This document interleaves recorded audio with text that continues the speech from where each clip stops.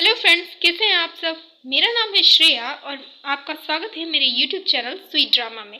अगर आपको मेरी एक्सप्लेनेशन ज़रा भी अच्छा लगे तो वीडियो को लाइक करें, शेयर करें और चैनल को सब्सक्राइब करना बिल्कुल भी ना। एपिसोड 10 की स्टार्टिंग में हमें लॉन्ग सी यानी वो खिसियानी बिल्ली और मिस्टर मेहता को साथ में दिखाया जाता है, जहाँ पर मिस्टर मेहता कह रहे होते हैं अगर हम दोनों साथ में काम करें ना तो शंकर को एक अलग लेवल पे पहुंचा सकते हैं। जिस पर लॉन्ग सी उस मिस्टर मेहता से कहता है कि मुझे ना तुम्हारे टीचर का इंतजार है ताकि मैं जोधन के साथ ना डील कर सकूं, और काफ़ी कुछ उल्टा सीधा बोल देते हैं उसके टीचर को, जिससे मिस्टर मेहता को भी ना काफ़ी गुस्सा आ जाता है लॉन्ग सी के ऊपर, और वो अपनी तलवार निकालता है और सीधा लॉन्गसी के गर्दन पे डाल देता है। और जिसे देखकर लॉन्गसी की तो हवा टाइट हो जाती है। और मिस्टर मेहता कहते हैं कि मेरे जो टीचर है ना तुम्हें काफ़ी ज़्यादा इम्पोर्टेंट पार्ट मानते हैं इस मिशन का, लेकिन मेरी नज़रों में तुम सिर्फ एक चीज़ का टुकड़ा हो जिसे मैं जब चाहे फेंक सकता हूँ, और तुम ना अपने आप को इतना हाई फाई मत समझो, और है ना अपनी लिमिट में रहो। समझ में आ गई बात। तो जिस पर डरता वो लॉन्ग से कहता है हाँ हाँ मेरी बात समझ में आ गई, प्लीज़ ये तलवार मुझसे दूर हटा लो।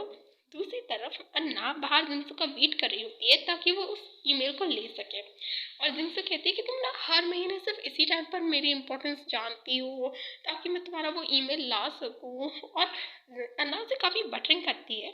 फिर जिनसू अंदर जाती है अन्ना का लेटर लेने के लिए, लेकिन तभी वहाँ पर मैनेजर आती है और कहती है कि अन्ना का लेटर तुम्हें क्यों चाहिए, और अन्ना नाम की तो कोई भी एम्प्लॉय हमारे कंपनी में काम ही नहीं करती। तो जिस पर सिंह कहती है कि अन्ना ना मेरी फ्रेंड है जो इस कंपनी का नाम यूज़ करती है अपने ईमेल में। मैनेजर कहती है कि कोई भी अगर हमारी कंपनी का नाम यूज़ करे तो उसका मतलब ये नहीं है कि उसका हमारी कंपनी से रिलेशन है। और जिस पर वो जिनसे कहती है कि वो मेरी फ्रेंड है उसने इस्तेमाल करे तो क्या होगा। तो जिस पर मैनेजर कहते हैं कि असल कोई लेटर आया तो था लेकिन मैं उसे वापस कर दिया। जिस पर जिनसे कहते हैं क्या आपने वो वापस कर दिया, और वो भाग कर अन्ना को ये बताती है कि मैनेजर ने तो वो लेटर वापस कर दिया है। अन्ना भागते हुए उस पोस्टमैन के पास आती है, उसके सारे लेटर्स को पागलों की तरह चेक करने लगती है, और फाइनली उसे अपना लेटर मिल जाता है। और जिस पर जिनसे कहती है कि ये लेटर सच में तुम्हारे लिए इतना इम्पोर्टेंट है। जिस पर अन्ना कहती है हाँ ये मेरी लाइफ से भी ज़्यादा इम्पोर्टेंट है मेरे लिए। और जैसे ही अन्ना उस लेटर को खोलकर देखती है तो उसकी सारी खुशी ना टेंशन में चली जाती है, और जिनसे पूछती भी उससे कि क्या हुआ अन्ना, तुम इतना क्यों रो रही हो। फिर ना वही डांस हाउस आती है और वहाँ पे सारी एक बात जिनसो को बताने लगती है। जिनसो कह रही है कि तुम चुप मत हो जाओ, बस मुझे बताओ हुआ क्या है। और जिस पर अन्ना कहती है कि मेरा बॉयफ्रेंड ना डोपिंग मुझसे मिलने आ रहा है। तो जिस पर जिनसो कहती है ये तो अच्छी बात है। तो जिस पर अन्ना कहती है कि हम दोनों साथ में पले बड़े हुए हैं, लेकिन उसका ना एक यूनिवर्सिटी में एडमिशन हो गया था, लेकिन उसकी फ़ीस इतनी ज़्यादा हाई थी कि उसकी फैमिली इसे अफोर्ड नहीं कर पा रही थी। इसलिए मैं शंघाई आई और एक डांस हॉस्टेस बन गई ताकि मैं ना उसकी स्कूल फीस को भरने में ना उसकी थोड़ी हेल्प करवा सकूँ, उसकी थोड़ी मदद कर पाऊँ। लेकिन उसे नहीं पता है कि मैं एक डांस हॉस्टेस हूँ। उसे लगता है कि मैं ना उसमें हूँ कंपनी कॉस्मेटिक कंपनी की एक एम्प्लॉय हूँ। अगर मान लो वो वापस आ रहा है और उसे सब कुछ पता चल गया तो क्या हो जाएगा। और उसे पता चल गया कि मैं डांस हॉस्टेस हूँ तो वो मुझसे सारे कनेक्शन तोड़ देगा, और काफ़ी ज़्यादा रोने लगती है वो। जिस वजह से उसे शांत भी करवाती है, प्लीज़ प्लीज़ मत रो, कुछ भी अनसॉल्व नहीं होता है, हम सब सॉल्व कर लेंगे, मैं तुम्हारी मदद करूँगी। तो अन्ना कहती है कि तुम सेकंड मास्टर से हेल्प मांगो ना, वो तुम्हारे लिए काफ़ी अच्छे है, और तुम हम ना उससे उनसे बेगिंग करेंगे कि प्लीज़ हमारी हेल्प कर दीजिए। जिनसे कहती है कि ठीक है तुम मेरी फ्रेंड हो, मैं कुछ ना कुछ तो करूँगी। फिर हमें उन दोनों को यंग मास्टर के साथ दिखाया जाता है, जहाँ पर यंग मास्टर पहले तो थोड़े नखरे करते हैं लेकिन फिर कहते हैं कि मैं दो लेडीज़ को कैसे मना कर सकता हूँ, मैं ना तुम्हारी हेल्प ज़रूर करूँगा चाहे कुछ भी हो जाए। जिस पे फिर यंग मास्टर डायरेक्टर के पास आते हैं और कहते हैं कि मैं आपका जो भी लॉस हुआ ना उसका सारा पेमेंट कर दूंगा, लेकिन आप प्लीज़ मेरी हेल्प कर दें। लेकिन डायरेक्टर उन्हें साफ साफ मना कर देती है। बाहर आकर जिंगसून से पूछते हैं कि डायरेक्टर एग्री हुई, उन्होंने माना। तो जिस पर यंग मास्टर कहते हैं नहीं वो एग्री नहीं हुए, लेकिन मैं दूसरा तरीका ढूंढूंगा। और जिंगसू बातें बातों में कह देते हैं ऐसा पॉसिबल थोड़ा ना कि हम दूसरी है डुप्लीकेट कंपनी कर सकें। तो जिस पर वो जो यंग मास्टर है ना सब कुछ वैसा का वैसा ही अरेंज करवा देते हैं, दूसरी कंपनी बना देते हैं जो लुक लाइक बिल्कुल सेम कॉस्मेटिक कंपनी दिखती है। लेकिन तभी जिंसू को कुछ कमी लगती है कि कुछ तो गलत है यहाँ पे। तो वो बताती है कि यहाँ पे तो मेकअप है ही नहीं, ऐसा हो सकता है कि मेकअप कंपनी में मेकअप ही ना हो।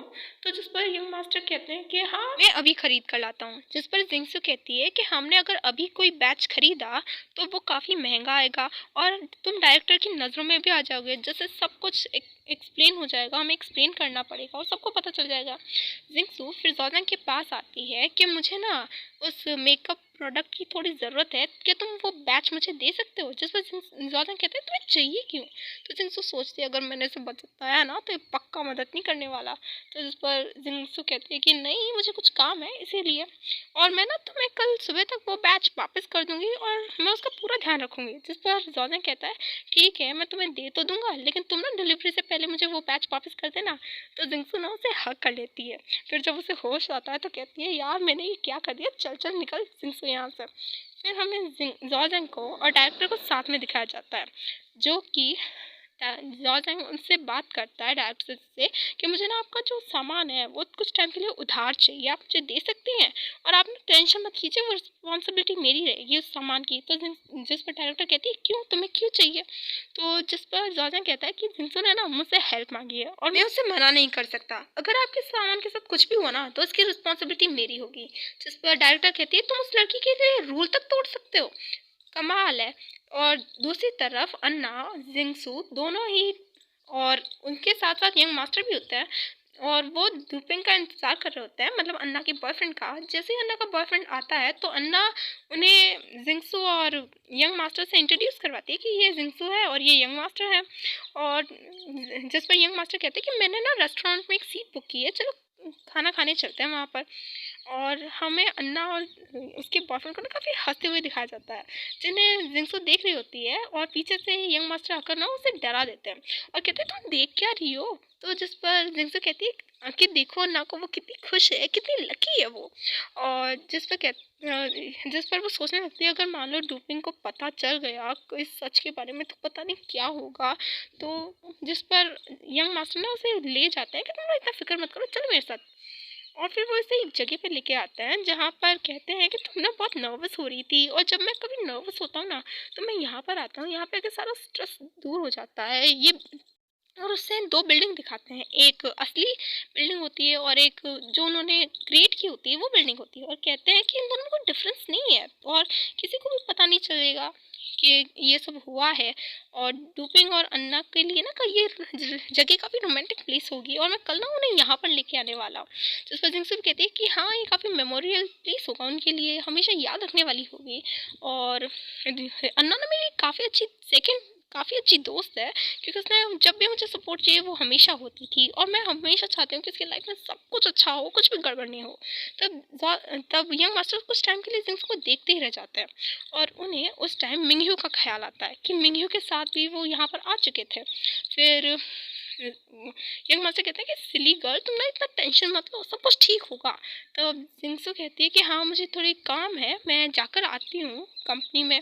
तो जिस पर वो बाय कहकर वहाँ से चली जाती है। तो यंग मास्टर कहते हैं तुम्हें हो क्या गया है, तुम हर बार क्या कर रहे हो, तुमने मिंगह्यू को बुलाने की कितनी कोशिश की है। और दूसरी तरफ जिन मिंगह्यू को सारा ब्यौरा दे रही होती है कि कोई फेक कंपनी क्रिएट की है, जिस पर मिंगह्यू ने उसे कहती है कि जो भी इसके बारे में जानता है वो ये भी जानता होगा कि ये किसी की हेल्प के लिए हुआ है। तो जिन कहती है कि मैं ना कल पुलिस को सब बता दूंगा इस फेक कंपनी के बारे में, फेक प्रोडक्ट के बारे में।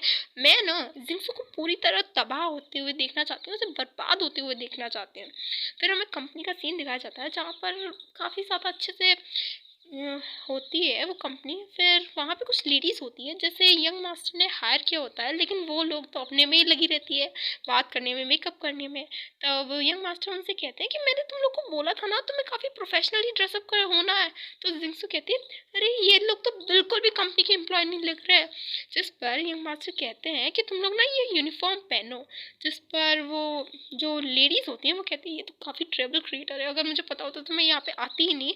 पर यंग मास्टर कहते हैं कि अगर तुम ये कपड़े पहनोगे ना तो मैं तुम्हें काफ़ी ज़्यादा पैसे दूंगा। जिस पर वो सब उस कपड़ों पे टूट पड़ती है और एक बात पर ना उन लोगों की झगड़ा होने लगता है। यंग मास्टर कहते हैं झगड़ा मत करो, झगड़ा मत करो। और मिंग ना जिंगसू ना जोर से चिल्लाती है, चुप करो तुम लोग, तुम्हारे पास कोई ड्रीम है भी या नहीं? मेरी एक फ्रेंड है, उसके पास ड्रीम है, अगर मान लो तुम्हारा ड्रीम मुसीबत में हो तो तुम लोग हेल्प नहीं करोगे, तुम लोग अपने में ही लगे रहोगे? प्लीज मेरी बात सुनो। डूपिंग ना अन्ना का ड्रीम है और वो उसके लिए सब कुछ है। और अब तुम लोग को ये बेकार लग रहा होगा, लेकिन ये ना बहुत मीनफुल है उसके लिए। जिस पर यंग मास्टर भी देखकर, अरे जिंगसो तो इतनी पावर कहाँ से आ गई? और वो लेडीज भी ना इस बात से काफ़ी ज़्यादा इमोशनल हो जाती है और उनकी हेल्प के लिए तैयार हो जाती है। अन्ना डूपिंग को उस कंपनी में लेकर आती है और कहती है कि मैं ना यहाँ पे काम करती हूँ। तो डूपिंग अंदर जाकर देखता है तो वहाँ पे सब कुछ एकदम बढ़िया होता है, सब लोग काम में लगे हुए होते हैं और उसे यकीन हो जाता है कि ये ना शंघाई की सबसे महंगी, सबसे बड़ी कॉस्मेटिक कंपनी है। दूर से जिंगसू और यंग मास्टर देखकर खुश हो रहे होते हैं कि उनका प्लान कामयाब हो रहा होता है। और फिर वो जस्ट उनके पीछे से आते हैं और कहते हैं, और डूपिंग उनसे कहता है कि अन्ना का आप लोगों ने इतनी केयर की इसलिए थैंक यू। लेकिन जिंगसू किस पोस्ट पे है? तो जिस पर यंग मास्टर उस जिंगसू को डायरेक्टर और खुद को उनका असिस्टेंट बताता है। पर डूपिंग कहता है कि जिंगसू ना काफी यंग है, कोई कह ही नहीं सकता कि ये डायरेक्टर है। जिस पर यंग मास्टर कहता है ये अपना काफी ध्यान रखते हैं ना इसीलिए। और डूपिंग यहाँ पे ना आउटसाइडर खाना मना है, लेकिन तुम अन्ना के रिलेशन में हो इसीलिए तुम आ सकते हो। तो डूपिंग कहता है मैं समझता हूँ इतना तो। वहाँ पर सेकंड मास्टर अचानक आ जाता है और कहते हैं गाइस तुम लोग कर क्या रहे हो, ये सर्कस क्या हो रहा है, मुझे कुछ समझाएगा? जिन्हें और यंग सेकंड मास्टर को देखकर यंग मास्टर और जिंगसू, यार कहाँ से आ गया ये? और यंग मास्टर उस बात को संभाल लेते हैं कि ये ना बॉस है और ये कभी कभी आता है। ये सुनकर जोजन का सर चकरा जाता है, बॉस? कौन बॉस, कहाँ का बॉस? और वो जिंगसू से कहता है तुम लोग अपनी गेम की कोई लिमिट नहीं रखते हो क्या? और फिर यंग मास्टर से कह रहे होते हैं प्लीज़ भाई अंदर चल, अंदर चल के बात करते हैं। और फिर सेकंड मास्टर यंग मास्टर से कहते हैं कि यार तुम इसमें क्या इन्वॉल्व कर रहे हो? तो जिंगसू कहती है मैं तुमसे बेग करती हूँ प्लीज़ चुप रहो। तभी वहाँ पर पुलिस आ जाती है सारा मुद्दा किरकिरा करने। और यंग मास्टर उस पुलिस को भी कहते हैं कि मैं यहाँ पे हूँ तो तुम्हारी हिम्मत कैसे हुई इस प्लेस को फेंक के नहीं की? फिर वो कहते हैं कि मैं ना एक पुलिस ऑफिसर कहता है कि मैं ना क्लब और इस फैक्ट्री की जांच करने आया हूँ। तो जिस पर कहता है कि मैं यहाँ हूँ। और उसी टाइम पे सेकंड मास्टर भी उस बात को संभाल लेते हैं कि मेरा यहाँ होना भी इस बात को प्रूफ नहीं करता कि ये रियल कंपनी है। जिस पर वो पुलिस ऑफिसर ना डर कर कहता है सॉरी सर, सॉरी सर, हमें पता नहीं था आप यहाँ पे हैं, अगर आप यहाँ पे हैं तो हमें डरने की क्या बात है, हम जाते हैं यहाँ से। तो जिस पर जॉजंग ना टेंगर से कहता है कि ना थोड़ा खर्चा पानी दो चाय पानी के लिए। और फिर पुलिस वहाँ से चली जाती है। फिर यंग मास्टर अन्ना और डूपिंग को लेकर खाना खाने के लिए जाते हैं और जिंगसू खींच कर जॉजंग को ले जा रही होती है कि चलो हमारे साथ, चलो हमारे साथ। और वहाँ पर ना वो सब बैठे हुए होते हैं, काफ़ी खुश होते हैं, हंसी मजाक कर रहे होते हैं। लेकिन जो हमारे सेकंड मास्टर होते हैं उनके दिमाग की बत्ती तो अभी भी नहीं जली होती है और वो सोच रहे होते हैं कोई तो मेरे को एक्सप्लेन करो। तब यंग मास्टर कहते हैं कि तुम्हें ना थैंक यू बोलने की ज़रूरत नहीं है, मैं जानता हूँ तुम मुझे थैंक यू बोलना चाहती हो। लेकिन अन्ना कहती है कि मैं तो ये कहना चाहती हूँ मेरे काम का टाइम हो रहा है, मुझे जाना चाहिए। और वो डूपिंग को लेकर वहाँ से चली जाती है। जिसके जाने के बाद जिंगसू और यंग मास्टर दोनों की सांस में सांस आती है, उन्हें रिलैक्स होता है। फिर सेकंड मास्टर कहता है गाइस तुम दोनों में से कोई मेरे को एक्सप्लेन करेगा ये सब हो क्या रहा है? तब जिंगसू उससे सारी रामायण सुनाती है कि क्या हुआ क्या नहीं। फिर अन्ना को दिखाया जाता है जो अपने वापस डांस मास्टर्स की जॉब पे होती है और अन्ना की बुरी किस्मत की वहीं पर डूपिंग होता है। फिर सेकंड मास्टर उन दोनों से कहते हैं कि तुम्हारा ये एक्सप्लेनेशन था, तुम लोग इसीलिए सब कुछ कर रहे थे। जिस पर यंग मास्टर कहते हैं कि दुनिया में ये दो हैप्पी कपल को देखना क्या, जिससे अच्छी चीज़ कोई हो सकती है क्या? ये एक ट्रू रिलेशनशिप होता है जिसे तुम लोग जस्ट ख़त्म कर देते हो। और जॉजंग ने काफ़ी प्रैक्टिकली कह रहा होता है तुमने आज तो सक्सेसफुली ये सब झूठ कंटिन्यू कर लिया, लेकिन कल का क्या? कल मान लो ये झूठ तुम ज़्यादा देर तक ना नहीं टिक सकता ना। अगर मान लो कभी उसे पता चल गया तो अन्ना का क्या होगा, डूपिंग का क्या होगा? सोचो तो सही, अन्ना की फीलिंग का क्या होगा? उसने अगर डूपिंग ने उसकी रियल फीलिंग को पहचान ही नहीं पाया तो सच्चा प्यार कभी भी झूठ पर नहीं टिक सकता। जिस पर यंग मास्टर कहता है किसको इतनी देर तक ये झूठ कंटिन्यू रखना है? और ये ना इस टाइम पे सिर्फ तुम ही हो जैसे ये डिसऑनेस्टी लगती है, बेईमानी लगती है, लेकिन कुछ टाइम बाद वो दोनों इस प्लेस को छोड़कर चले जाएंगे, फिर इस झूठ को कंटिन्यू रखने की ज़रूरत ही नहीं है और ये पॉसिबल ही नहीं है कि सच सबके सामने आ जाए। जिस पर एक सेकंड मास्टर कहता है कि तुम सच में बच्चे के बच्चे रहते हो, तुम्हारा भाई सही कहता है। और यंग मास्टर भी कह देता है कि इसीलिए कहता है कि तुम्हारे पास ना कोई वुमेन ही नहीं है, क्योंकि तुम्हारे पास फीलिंग ही नहीं है। डूपिंग उस आदमी को साइड हटाता है और अन्ना का फेस देखता है और कहता है कि तुम यहाँ क्या कर रही हो। तो फिर जिस पर अन्ना कहती है कि डूपिंग तुम मेरी बात सुनो, मैं तुम्हें सब कुछ एक्सप्लेन करती हूँ प्लीज़। लेकिन डूपिंग ना अन्ना को धक्का दे देता है और कहता है कि ना मैं ना तुमसे प्यार नहीं करता, तुमने मुझसे झूठ बोला है, मैं ना जा रहा हूँ यहाँ से, मैं तुमसे कभी प्यार नहीं कर सकता। और वो भाग कर वहाँ से चला जाता है और बेचारी अन्ना वहाँ पर गिरी हुई रोती हुई रह जाती है। प्लीज़ डूपिंग रुक जाओ, मैं तुम्हें एक्सप्लेन करती हूँ। फिर जिंगसू जाजोंग से कहती है मैं समझ रही हूँ तुम क्या कहना चाहते हो और थैंक यू, तुमने हमारा झूठ रिवील नहीं होने दिया। तभी वहाँ पर टेंगाई आता है और कहता है कि सर अन्ना के साथ ना कुछ तो हुआ है। और फिर हमें अन्ना को दिखाया जाता है जो कि एक बिल्डिंग के टॉप पर खड़ी होती है और वो एकदम गिरने ही वाली होती है।